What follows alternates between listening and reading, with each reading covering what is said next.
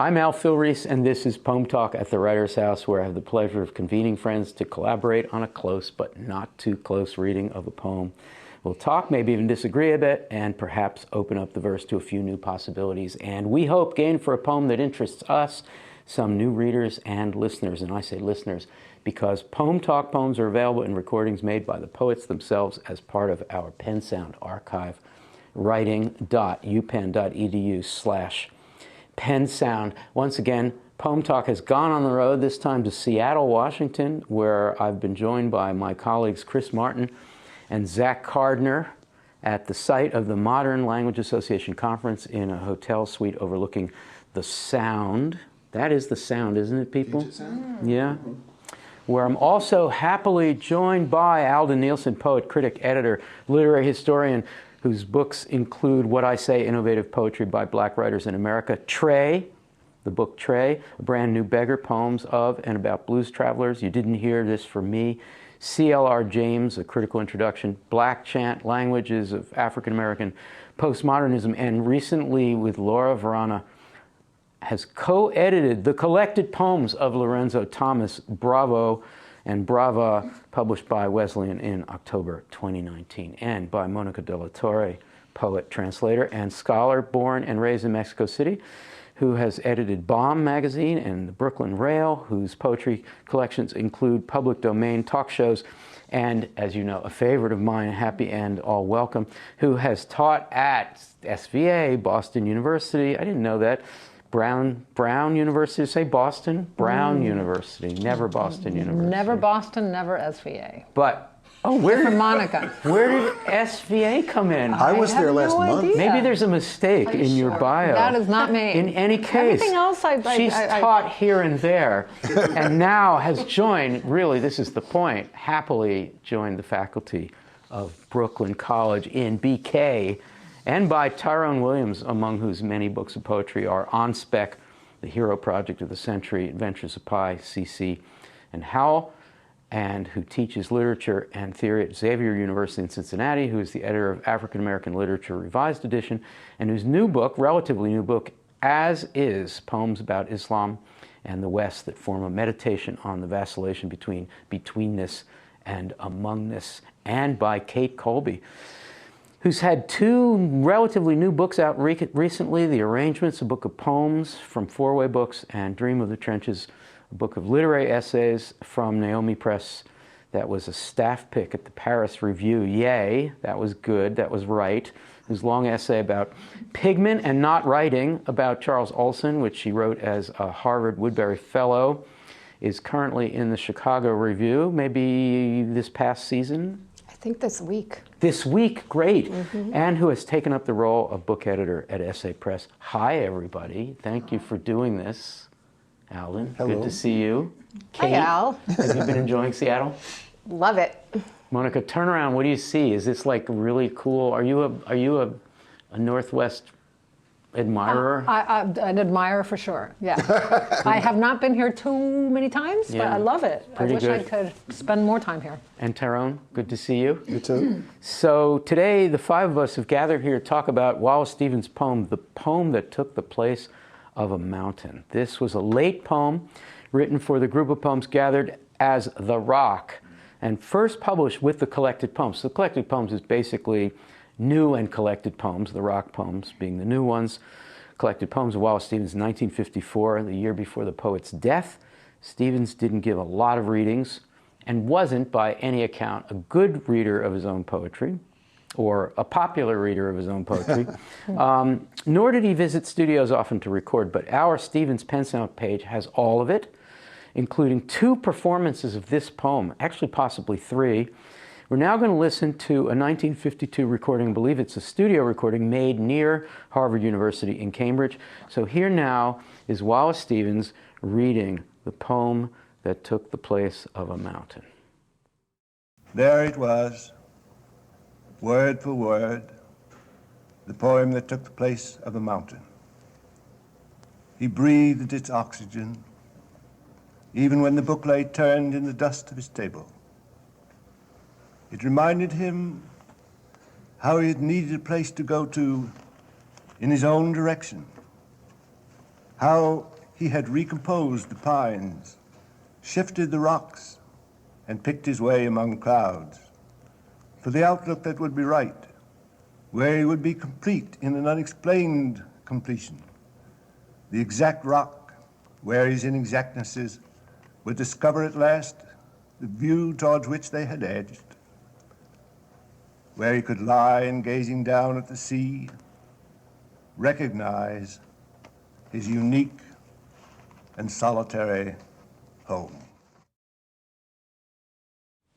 Monica, this is a retrospective poem. It's a, late in life, late poem looking back. What are your thoughts about that? How does that work? Can you point to some phrases that suggest that I'm right, that it's retrospective?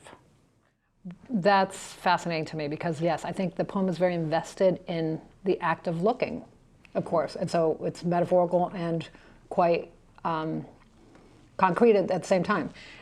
Words that support that for the outlook that would be right?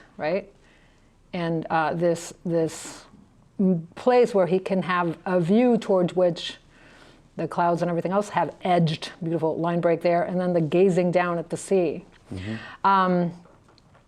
So having spent some time with Wallace Stevens and his notion of what poetry is, I'm constantly struck by the fact that he does see writing and seeing as coextensive activities. And this notion of poetry as the unofficial view of being, but view. Why is it a view? So we see that in the poem. Kate, retrospective, does that work? I mean, are there regrets? What's the tone? Well, it has a wistful? culminating quality, like having trudged up the mountain of one's life and career and writing oeuvre to lie down and look back. Yeah. Is anybody a mountain hiker of mountains? I once was. When I lived near actual mountains, not on the east. There is something, and Stevens was, as a young man, quite a walker. I don't know if he was a mountain climber. There's a mountain near Reading. Mountains. Yeah, Reading. Yeah. There's a tower at the top of the mountain in Reading. But so this is metaphorical, yes, but also there's something about climbing a mountain and getting a view. Yeah, Aldon? Well, it is retrospective. What is it looking at? That's the intriguing thing about this. It's an intriguing poem to come near the end of the collected. This isn't the poem that takes the place of a mountain. This is a poem about the poem that took the place of a mountain. Right. Say that again. This is not the poem being referred to in this poem. Possibly. Looking back at it. Right. And the intriguing thing, he says word for word. So he knows that poem. He remembers that poem. Yeah, I wrote a poem like that once. You did? There it was. No, I don't mean I mean.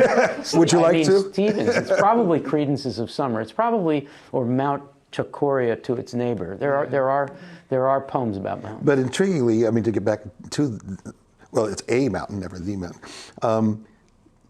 The poem is something that reminds him of having been to this mountain that never was. Yeah. Tyrone, take it from there. Can a poem take the place of a mountain? I think, certainly for Stevens, it can.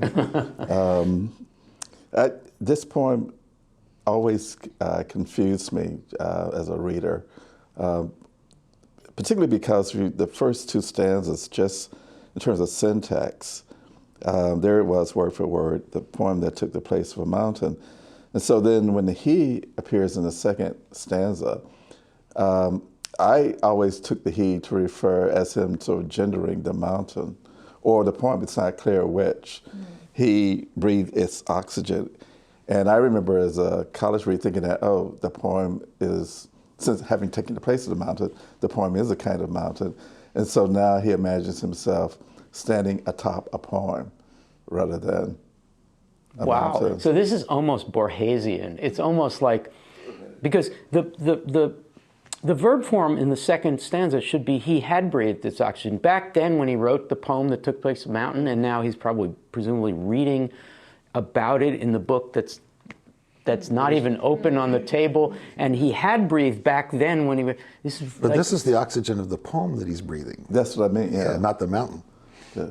Right, that's... Even when it's Even when So the book. the poem that once was a mountain is now turned. The poem was never a mountain. The old one took was. a place of a mountain. It stood in for a mountain. Exactly, yeah.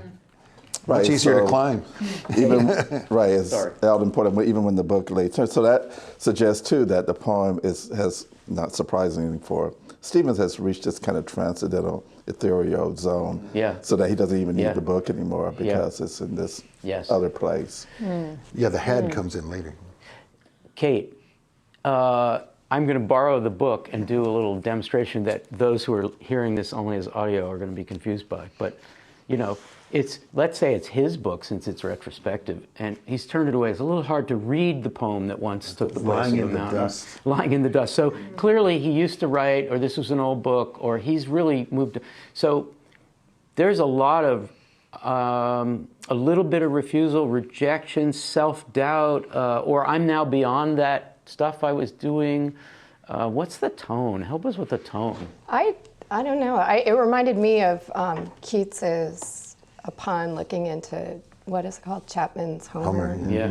where, you know, he ends on the peak of Darien, and the poem has incited that sort of peaking of the mountain. Yeah. But I also, I've always read this as kind of a meta ars poetica, where the poem is It's not the just very, an ars poetica, it's a meta ars poetica. right. So I also read this poem as the poem that's replacing the sort of foregone idea of a mountain, and that, you know, the poem becomes, or the poem exists in the process of having written it. So I think it's both those things. He's looking back at his oeuvre, but he's also writing. He's also still writing into it and adding it. There it is, word for word. Word for word, Monica. That's great, isn't it? Word for word. It is. But I want to actually go back a phrase. There it was, right? It's not there it is. There it was, and I'm the past tense and the use of the third person, the remove. Everything is at a remove. So I was thinking of the tone of the poem as being it's not celebratory as much as it is, to me, a bit nostalgic and mournful, perhaps. Because Nostalgic for the days when... not really, no, maybe mournful in the sense that, yes, that view comes at a cost, and the cost is that distance and that remove. So the house is, and lonely. The view is lonely. It's unique, but it's lonely. It's your own, but you're alone, in other words. So maybe I'm not really answering your question as to word for word, but I'm looking at these words, and all of them seem to point to things that are standing in for something else. So we keep talking about the poet, but he refers to himself here as a third person.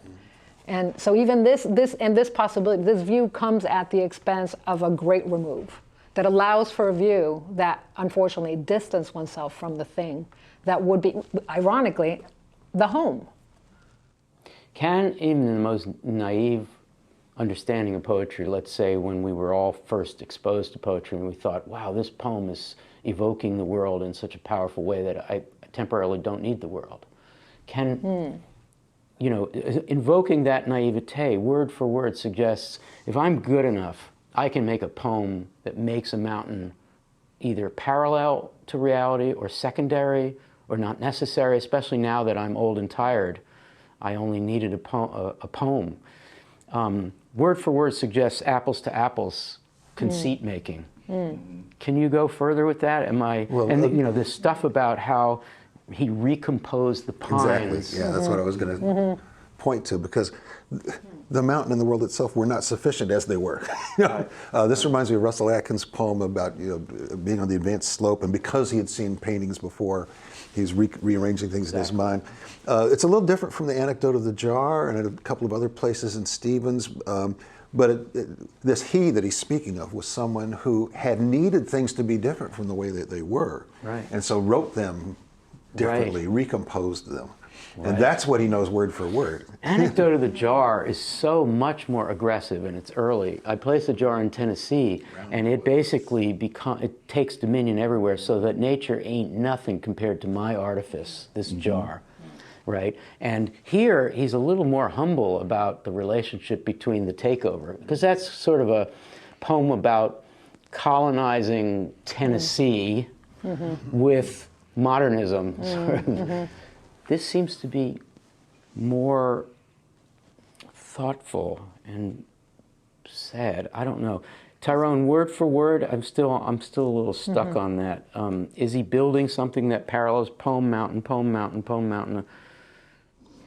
Well, I take this to be just as, to use your word, your verb, colonizing, as Anecdote of a Jar, because, there in Anecdote of a Jar, the jar, dominates nature and so forth.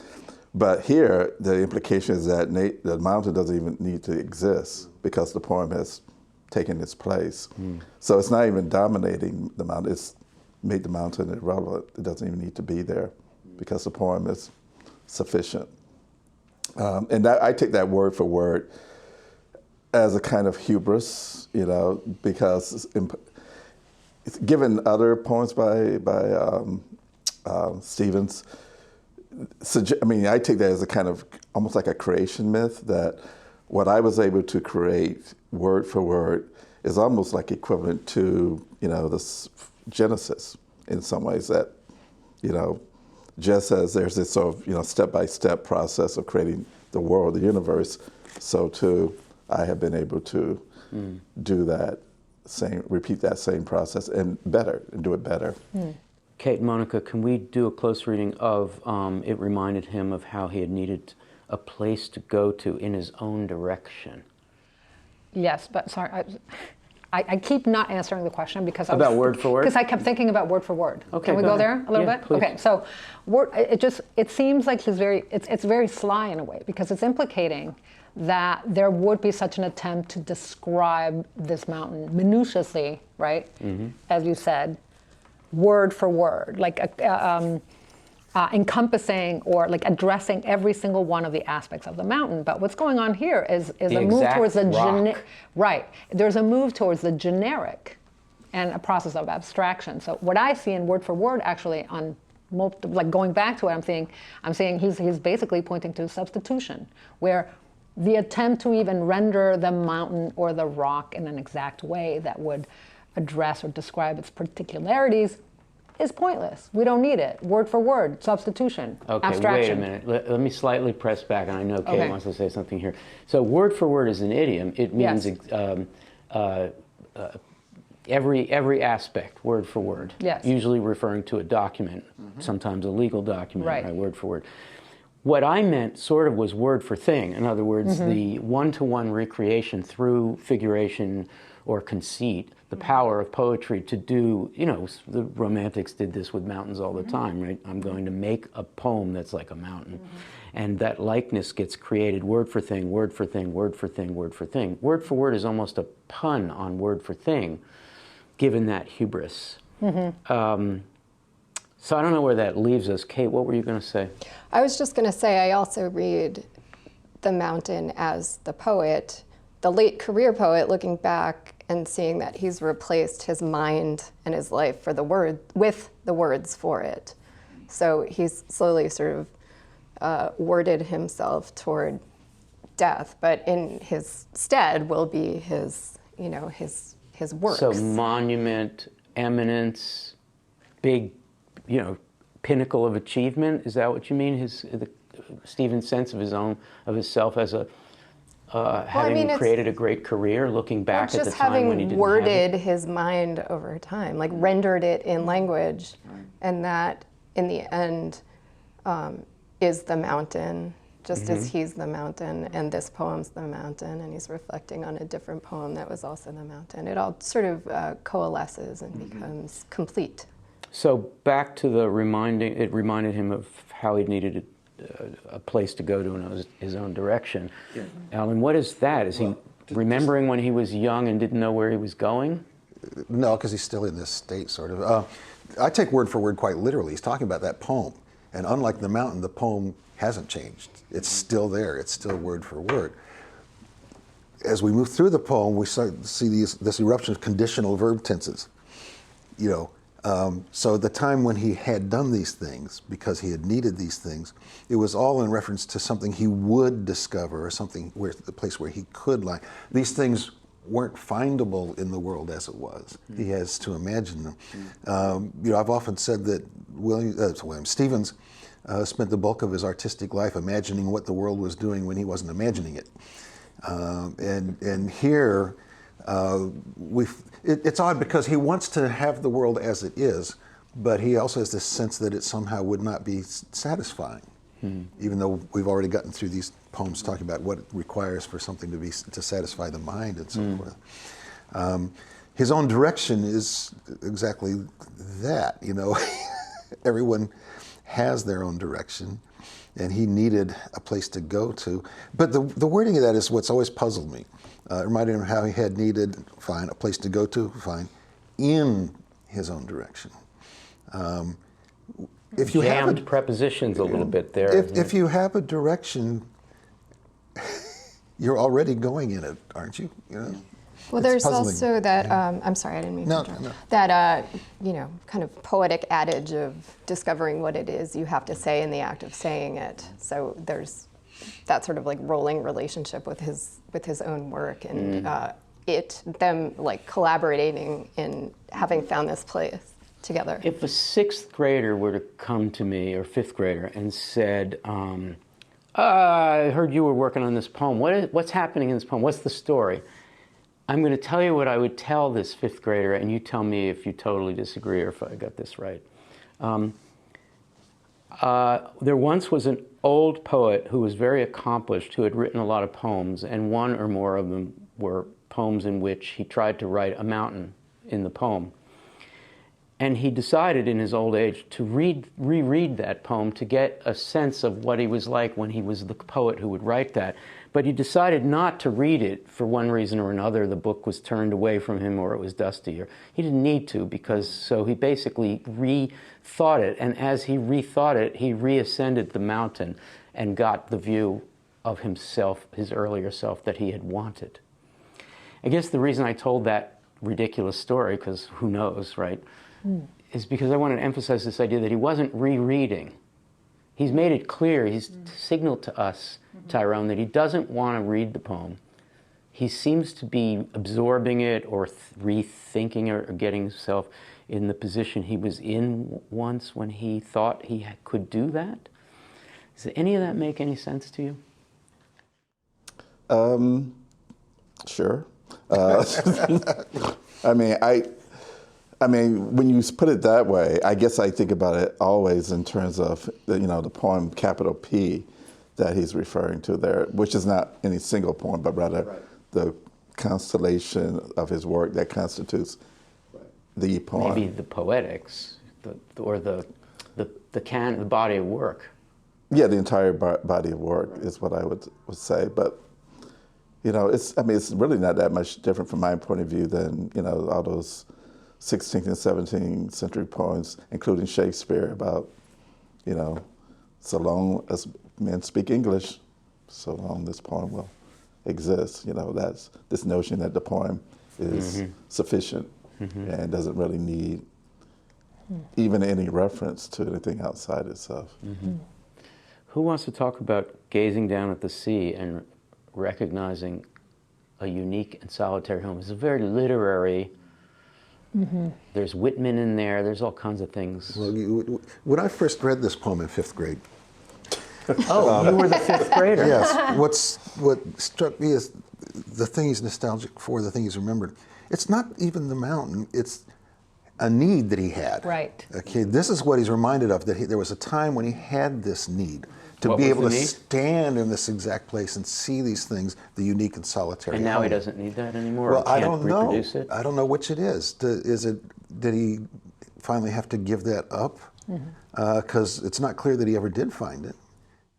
It feels to me like what he needs to be reminded of is that need. Yeah, exactly. And he's going back to that old desire Right. that was Yeah. the engine for the poem, and the rest is up for grabs. To be in that exact place he needed to be to see those things. Yeah. Kate. But his unique and solitary home is equally the top of the mountain where he's lying. But he's not like He's her. not like He needed to be. Right, Well, the subjunctive is where really he could important lie. here. Yeah, he right? could lie. But Kate's point is still Yeah. really obtains. So you're saying basically, this is a circular situation. That's home.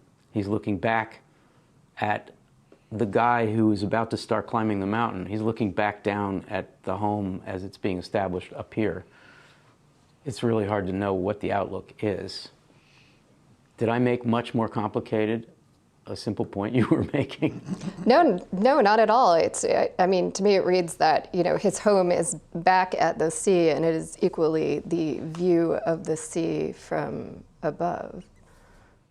I also have this probably completely wrong-headed idea that the colon, what follows the colon, is the thing he was really seeking, which was that exact rock where his inexactnesses would blah, blah, blah. Yeah. Right. But like he's like, I'm going to back up that mountain or that poem. I'm going to find that moment where the fantasy that I could be a poet who could do exact things. I finally gave up. I want to get to that point in my career where I wrote a poem where I realized I can't do exactness. In that sense, those last two stanzas then sort of, you know, the last stanza is a kind of recognition too that he never got to that exactness, you know, that may have been where he wanted to be, but he never got there. Because to have gotten there would be to have been somewhere in a place where he could gaze down at the sea. And you remember the sea for Stevens is meaninglessness, you know, in his other poems, as opposed to, say, the singer, you know, the woman singing by the sea, where, you know, that's, so I think, you know, I mean, if you put it in, not to do a mini lecture on phenomenology, but it Are you is. going to do a mini lecture on phenomenology right now? I can, but I'm Let's not going bracket to. that. Let's bracket that, exactly. That it is, you know, so the exact rock is the desire for the thing in itself. That's what that would be. That's exactly what, yeah, absolutely. The exact Right. rock is where he would discover. Where he would discover. But what he would discover is the view towards which he kept edging. Toward which he Right. kept, never gets there. He never Right. gets there, Yeah. and that's the nature of phenomenology, that you never get to the things themselves. Monica. What's really striking now, it just opened up the poem. That's why I love PoemTalk. Wait, plug you for- said you love No, PoemTalk? yes, I do. Can we can make talk sure about that, goes but in? no, because now I realize. We're going to be doing ads for PoemTalk. Are you saying Exactly. something No. about my branding techniques? Okay, let's get to the point first. The mountain. Okay, no, the subjunctive here really tricked me because I overlooked it, even though I read the poem multiple times.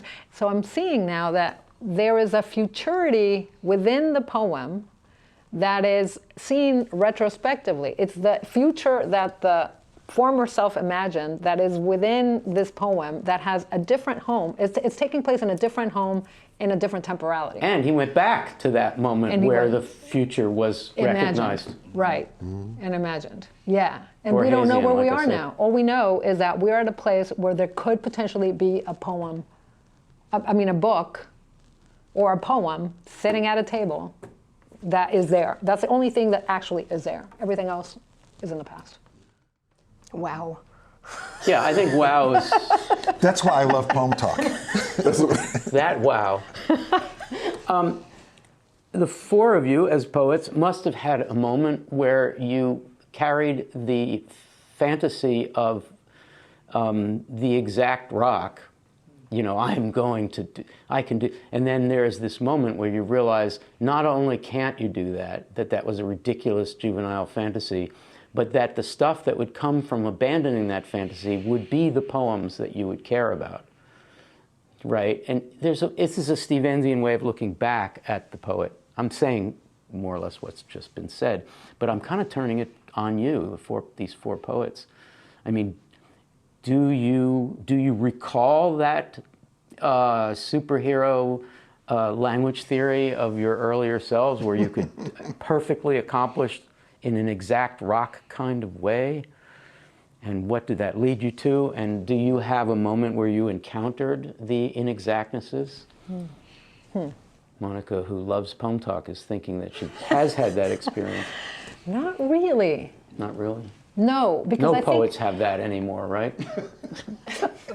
I don't know. I think some might, but what he is admitting to have dreamt of accomplishing is kind of colonialist. Yeah, it is. I mean, it He's is the remembering possibility of writing a poem that could take the place of a mountain. I think by the time That I come very into the thought. picture and I start writing, it is clearly, your poem will never replace the mountain, and if it tries to replace the mountain, It's bad, stay away. It's bad, stay away. Wow, that was Exactly. 2 in a row, 2 brilliant things in a row. From Monica, who likes PoemTalk.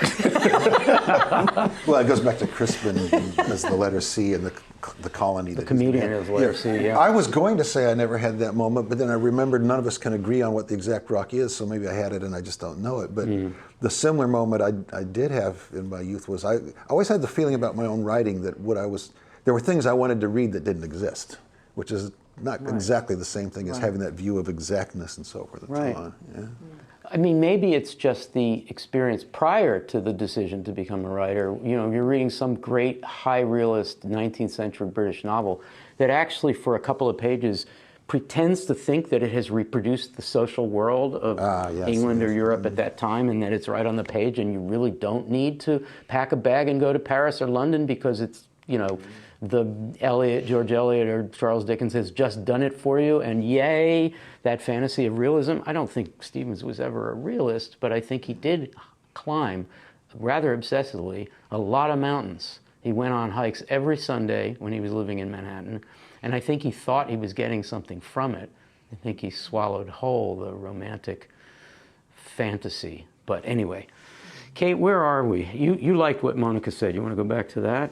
Oh, I don't know. I was just thinking, you brought up, did you bring up Whitman? Yeah. Oh, I was, the inexactnesses, and the deadliness of exaction in a poem reminded me of Dickinson and telling the truth but telling it slant, which really doesn't have anything to do with the Whitman at the end. It's I mean, at the end, it's you know, we have the individual poet, solitary, removed, unique, And longing for the origin of all people. Right. We climbed out of the ocean. So, and that's been satirized or ironized in this poem, yes. And the Dickinsonian mode has been affirmed. Yes, but and it's you know, it's the end is kind of the antithesis of the Whitmanian, whatever Adams, what is it, the as good belongs to me, belongs to you as good belongs to, whatever the line is, I can't remember. Every particle belongs to me. Is good. Thank you. This is like the ultimate anti-populist moment right here. With Can you the say more poet in about that? Because, solitude. you know, we were edging in that direction, I think. Well, it's like poet against the world and, you know, individualism and the Dickinsonian solitary poet writing in, you know, in exclusion from society and kind of here grappling with a mountain with no sign of other humans. It is rather lonely. Is it possible also that the mountain, for Stevens, has religious symbolism too, given some of the other poems where he's, so I think of his sense of being solitary and lonely in relationship to a world, an American world, where religion is very prominent. And, you know, his direction is to, of course, to walk away from that. He doesn't believe in that, but he writes about that constantly, about taking on this notion of the poem. I mean, you could very well have said the poem that took the place of God. That would be equally true for And the early Stevens, the Stevens of Sunday Morning, even the early Stevens is the post-Christian Stevens who seeks a supreme fiction in poetry as not just art but religion, right? And that's a poem who's being remembered here, remembered and distanced from, or remembered and affirmed, remembered and felt nostalgic for. These are all questions, Aldon. What's his tone toward that? Well, again, the thing that's so striking is that the nostalgic remembering of a time of a need, which he is either no longer worrying about or gone past or something or the other. Like Tyrone, I won't do a lecture on phenomenology, but from the time he was sitting in George Santayana's classes at Harvard all through the 20s and right up to the end, he shares with people like Williams that almost rage to be able to present the thing itself, not metaphysically as it is in the real world, but as it appears in consciousness. And that gets us to the supreme fiction again and so forth. But in the end, he's still not satisfied, because it's as if he needs that need that he had before. Yeah. Not ideas about the thing, but the thing itself. But that poem is about ideas about the thing itself. Yeah. Well, that's the problem. That is the problem. We have been very, I wouldn't say gentle, but this is not an outlook, a worldview that anybody at this table shares. Kate says no, Monica says no, Tyrone says no. I'm not sure what the worldview is in this poem, to tell you the truth. Well, before we get there, let's look at the word outlook. What it means, what does it mean? It's obviously something of a pun on, an outlook on a mountain is actually a place where you can see things. Mm-hmm. Promontory, yeah. Well, I mean, there's a sense in which we all would like to be at the outlook that would be right, but I don't think very many of us think there is such a place. That's the difference between modernism and what came after? Well, but it's already here. Meaning what? He wanted... Oh, that doubt is already there. Yeah, in the same way that, from the time of the late Victorians, and Matthew Arnold in particular, there's that sense that the world was once afloat in a sea of belief, and now you just hear the tides rushing away everywhere. So that's there at the very outset of modernism, and never goes away and just becomes more accentuated with time. Unless, you, like in Eliot, you become sort of a late life rechristened Christian. He was rechristened, wasn't he? Eliot? Yeah. Oh, Eliot, yeah. So unless you make that turn late in life, I think from modernism through postmodernism to this time, most of us still have a sense, we might have a sense that there's a place where we can have an outlook on our political world that might be right.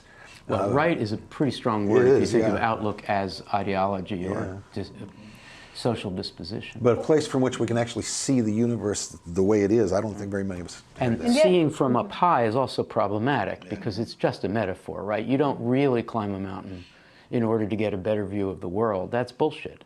Well, but also, what's really striking to me here is that he's not really talking about getting a great view on nature, say, or the sublime, right? No, not it's at all. really, it's all just like a mirror image of himself. What He he's wants to see looking for, himself. he wants to see himself. I remember that guy Yeah. down there. And Yeah. as Kate reminds us, that guy wanted to be up here. Exactly, and it's just about recognizing, it's the spot from which he can recognize his unique and solitary home.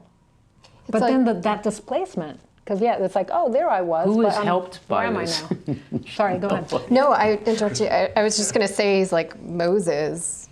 It Going is. up to the top of the mountain, but very mosaic. he's not going to come back down. He's just going Yes. to keep what he finds there. And he doesn't need to go because the Ten Commandments are turned in the dust on the table right there in his reading room.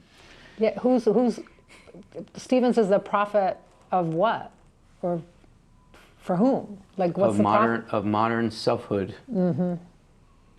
And the Exactly. people are still out there with that golden calf, aren't they? Things have gotten better. Kate, are you feeling a little glum about this? No. Do I look glum? No, I love this poem. Why do you love it?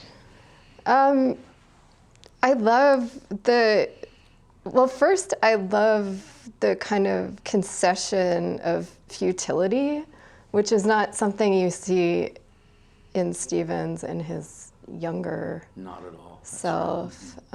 So there's kind of a wistful weariness in it and an acceptance of not failure, but inexactness and sort of being willing to live with it or die with it, I guess, in this case. Let's go around and get final thoughts from all of us. Something you want to start down there? Okay. Something you intended to say in this conversation but haven't had a chance to yet. Tyrone Williams, final thought? On call? I don't have final thoughts, except, this poem, the way I think about poems is they echo each other. I mean, for me, they remind me of other poems and so forth. And so, in a strange way, this poem reminds me of the persona in the poem reminds me of the persona in Tintern Abbey, where there's also a sense of reaching limits, futility, and the limit is the limit of a life, when at the end of that poem he turns it over to his sister Dorothy, that she'll be able to witness these things in a future that he won't exist in. And even in a weird way, a kind of the poem by Tennyson called Ulysses, I think that's the name of it, where he imagines Ulysses in retirement and regretting, not regretting, but thinking about his great travels and glories and defeats and so forth, and still longing, even though his body can't do it, but still longing to be out there on the sea again. So it's one of those, to me, one of those end of the century heroic male poems about, not being able to do the sort of things that you were able to do, not having that hubris that you once had, and maybe, settling down into accepting limits. A footnote to that, he rewrote the Ulysses poem, Tennyson's poem, from the point of view of Penelope. It's called The World as Meditation. And I'm not saying that he was successful in reproducing Penelope's subject position, but it's an interesting thing, given that Tennyson's poem's about some kind of diminution, and Ulysses in retirement, and Stevens takes the point of view of Penelope, who sits in front of a mirror, and keeps combing her hair while she thinks of Ulysses talking. She's imagining him coming home. It's quite a powerful thing. Monica, final thought on this? I have a final question. Oh, those are dangerous. Not a thought, really. Not a final thought, but... Is it a question we'll have to answer? Maybe. Okay, so what about that lie there? I find a contradiction in that last couplet, because I find it very difficult to be lying and gazing down at the sea at the same time. How could you be lying and gazing down at the sea? If you have a fear of heights and you go to a mountain, you creep over to the edge. I have a fear of heights. Okay. And you lie down. And you look at the edge because you're afraid. I see. Because I was thinking he might be lying. We actually answered the question. Yeah, I've done that. Okay. Yeah, I've done that. All right. Okay. Yeah. That solves my question. Is lie only meaning lying as in supine, or is it some other kind of fiction? Is lie there deliberately left open? And intention was gazing down to suggest that perhaps this was a lie. All poems are lies, especially poems that think that they're mountains. Exactly. Kate, final thought? You can quote me on that, by the way. All poems are lies, especially poems. I'm just looking at the qualities of the language and appreciate how it plods word for word up the mountain, the breathing. He gives it a lot of space that evinces sort of trudging up a mountain, and it's opposed to the Baroque language play of his earlier poems. Very cool. I'm writing that down. Aldon? Well, no, I'm going to feel that out because I'm not going to get a very cool, but I'm struck by the phrase unexplained completeness. Part of what he had needed, part of this nostalgia for this needing, was a desire to have this completeness that would be beyond explanation, that would need explanation. And of course, for Wallace Stevens, there can never be any such thing. There are always more words. He's always going to be explaining something, and it's usually the same 2 or 3 things. Right. And so again, that's the impossibility of what he had felt needful for in the past, and now he needs that need in an odd kind of way. That's great. I got great. I didn't get a very cool, but I got that's very cool. Actually, I have a final thought, but maybe 2 actually. Moderator's prerogative. Following up on the unexplained completion, I read that almost the same way as you do. I just want to comment on it.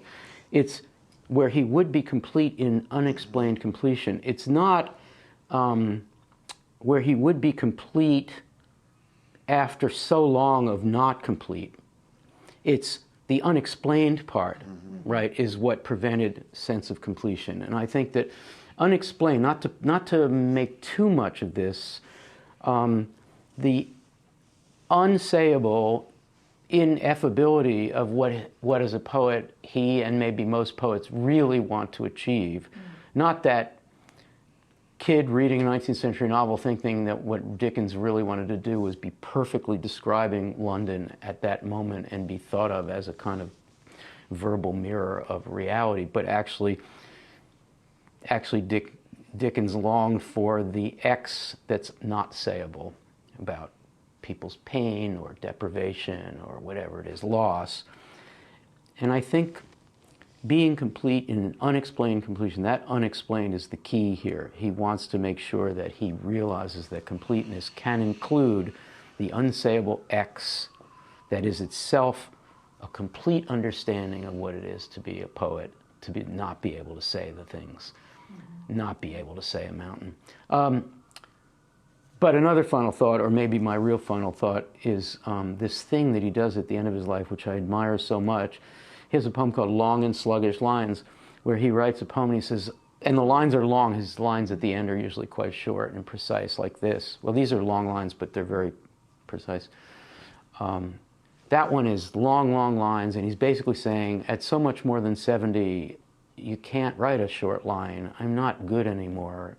I'm kind of slovenly. This isn't working out. Hey, wait a minute. I sat down to write a poem about long and sluggish lines, and I can control the sluggish line because I can do sluggish if you ask me to do sluggish. And suddenly he gets reinvigorated by knowing he can do it still. In this case, he can do sluggish. The end of the imagination had itself to be imagined, he said. I get to the poem at the end of the mind, and wow, am I good at imagining the end of me?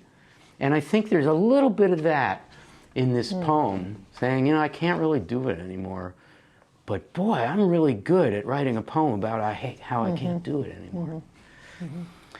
Well, we like to end Poem Talk with a minute or two of Gathering Paradise. Oh, I forgot to remind you all of this. I wonder if you've got it, which is a chance for several of us, or all of us, if you're quick, to spread wide our narrow, aforementioned Dickinsonian hands to gather a little something really poetically good to hail or commend someone or something going on in the poetry world. Basically a recommendation. Start at that end. Okay. Oh, touche. Do you have one? Of course. Unfortunately, I can't remember if I already used this one, but I don't think I did. If I did, it's just Double Paradise.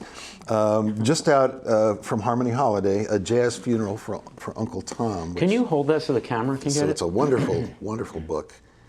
From, what is the name of this little press here? Birds LC. It's Birds LLC, which is a limited liability corporation, so I'm a little confused by that. But yes, Harmony Holidays, A Jazz Funeral for Uncle Tom has a piece on the back, Uncle Tom, America's Favorite Negro is Dead. It's quite an astonishing book, and as we're going to hear it in our panel a little bit later on, there's a Stevens connection here. Fantastic. Thank you. Kate, Colby. I would like to recommend the Italian physicist Carlo Rovelli's The Order of Time, which is a remarkably slim volume that takes a poetic approach to explaining the physical properties of time for the layperson. And it's just wonderful. His economy of language and trying to explain, gravity and space-time continuity is Spell remarkable. the last name. Rovelli, R-O-V-E-L-L-I. Thank you. Monica? So my contribution right now is not really about the poetry world, but it is about an expansion of the ways in which we understand modernism. There was an exhibition that is about to close at the Art Institute of Chicago called In a Cloud, in a Wall, in a Chair. And it is a beautiful exhibition centered on 6 modernist designers, artists, all women, who went to Mexico and discovered new approaches to their craft through their immersion in different communities of artisans around Mexico City in particular. I mean, different places of Mexico, the country too. And Annie Albers is in that show. A lot of her weaving comes from her learning of pre-Hispanic weaving techniques and working with local weavers in Mexico. Ruth Asawa, who had been in an internment camp then went to Black Mountain, met a Mexican designer, and ended up making those beautiful pieces out of baskets through learning weaving techniques, basket making techniques in Mexico. And there's 4 other artists in the show. They're all women, and they're fantastic, and it's really an expansion of the canon that is to be celebrated and engaged with. Fantastic. Do you, since this Poem Talk won't come out until the show is probably gone, Yes. would you say a few keywords that people can use to search for Yes, there any will kind be- of remnants of the show? There's a catalog, and again, the title is In a Cloud, in a Wall, in a Chair. And basically, we could say that there is poetry in a wall, in a chair, and in a cloud, but the argument is that there is design in all those things. And it's by Clara cool. Porcet, really cool And woman. mostly at the Art Institute or only at the Art Institute? The show is only at the Art Institute, but the catalog is really great, actually. So check out Fantastic. the catalog. Thank you. That's great. Tyrone. Well, that would have been one. So that was a good move, Aldon. I would have picked Harmon Holiday. So So you threw it back over to here, and he wound up preempting you. exactly, very good. That's a good move. We're a tag team. Exactly. What's going on? But other than that, so I just finished reading and writing a review of a book by Chris Tisch from Detroit. Her newest book of transcreations, as she calls them, is called Hotel de Archive. And in this book, she's transcreating Malloy, Beckett. Malloy? Wow. Marguerite Duras' Ravishing, and I can't think of the... Wolfenstein. Oh, The Ravishing of Yes. Wolfenstein. yeah, so you know, you're, okay, yes, Yeah. Thank you for calling that. You're lucky she didn't do that for us. Exactly. And I can't think of the third, text that she's... We'll read Oh, the Janae, it's, I can't recall the title, but it's... And where is your review going to be published? That's a good question. Oh, I have so you're no idea. writing it and you'll place it. Yeah, I haven't Okay. figured out. I've written it, but I haven't figured out where to place it. That's a very helpful paradise. We don't know where we're going to find this thing. I guess you just search for Tyrone Williams. You have a website where you keep links to all your reviews, I'm sure. There's a review that took the place of Tyrone. Exactly. Right. No, I actually don't, but that's a whole nother issue. Okay, But well, we'll figure that out. Maybe with the program notes, with this, we'll include that. I know we'll be in touch. My Gathering Paradise has to do with this group here. We have gathered in Seattle here at the Modern Language Association Conference, and we'll be walking over from here to the conference itself and doing a panel on Stevens. Each of my friends here has picked 2 poems by Stevens. Actually, Aldon picked 3, or is it 4? 3 parts of one poem. 3 cantos from The Man with the Blue Guitar. But anyway, a couple of texts, and basically I'm going to be asking them, why and what that has to do with their own interests and practice as poets. And we are going to be recording that session, and when this Poem Talk comes out, part of the program notes will include a video player so that people can watch that panel at the same time as watch and listen to this conversation. So thank you in advance to all of you for that. Well, that's all the unique and solitary homes we have time for on Poem Talk today. Poem Talk at the Writers' House is a collaboration of the Center for Programs in Contemporary Writing and the Kelly Writers' House at the University of Pennsylvania, way back east, and the Poetry Foundation, poetryfoundation.org. Thanks so much to my guests, Tyrone Williams, Monica de la Torre, Aldon Nielsen, and Kate Colby, and to Poem Talk's directors and engineers today, Zach Gardner and Chris Martin. A little round of applause for these 2 unseen characters. And to Poem Talk's editor, the same amazing Zach Gardner, and a shout out to Nathan and Elizabeth Light for their very generous support of Poem Talk. In our next episode, the Poem Talk crew will have driven up the coast from Seattle to Vancouver, British Columbia, where just a couple days from now, we're joined by Daphne Marlett, Fred Waugh, and Meredith Quatermain. We will talk about Daphne Marlett's poem, Arriving. And I want to say something about Arriving. It's the first poem in a book by Daphne called Here and There, published in 1980, and it celebrates Daphne and her partner's arrival in the Kootenays for a long summer stay with some friends, including Fred Waugh and his wife. And the poem Arriving is about arriving in the car at this wonderful destination and all the swimmers and all the poets. And the conversation, the Poem Talk, will include Fred. So it'll be a lot of fun. Well, this is Al Filreis, and I hope you'll join us for that or another episode of Poem Talk.